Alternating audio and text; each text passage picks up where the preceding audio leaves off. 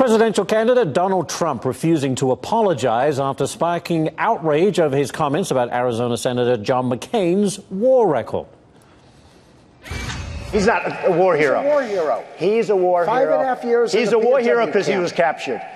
I like people that weren't captured, okay? Senator John McCain responding, saying Trump should not apologize to him, but instead apologize to the veterans and their families.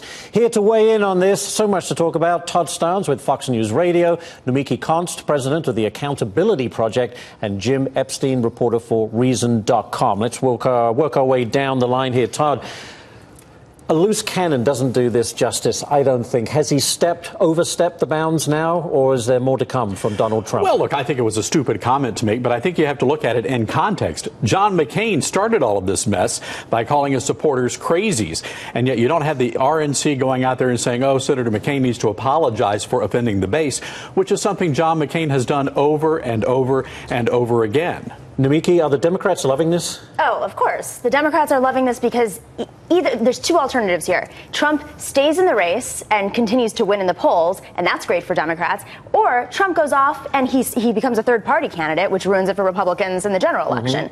But, you know, I think there's something bigger here, and that's that Trump right now is the embodiment of, you know, you may disagree with me on this, but the capitalist pig, the narcissistic capitalist pig. And that feeds into the Democratic narrative of income inequality and progressive values. And, you know, pig or buffoon? What do you say, Jim? Yeah, capitalist pig. He's a government, sucking off the tit of government, basically. This is a guy who, wanted to use eminent domain in Atlantic City. Even his father, Fred Trump, actually basically built an empire of, government-funded housing. There's nothing capitalist about Trump or the Trump family, and never has been. Todd, at what point do the Republicans say, look, Donald, it's time to step aside, you're ruining it for the rest of us? Well, look, I think they've created this problem. Donald Trump is exciting the base, which the other conservative candidates haven't done. And I hear a lot of conservatives out there saying, well, the problem is Donald Trump is sucking all the oxygen out. Well, you know what? That's not Donald Trump's fault. It's your fault. Yeah. But who can get that attention? I mean, there are a lot of candidates that say the same things. Santorum says the same things. Cruz says the same things. But Donald Trump has a presence. He's a celebrity. But he says it bluntly and says it like an everyman. And that's why some people say,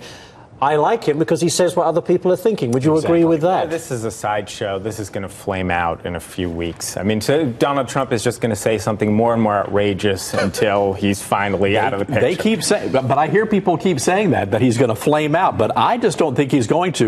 Again, he is connecting with the base for whatever reason. He's doing that, and not a single candidate out there is able to do that. We're out of time. Jim, Todd, Nomiki, thank you so much. We could talk forever on this.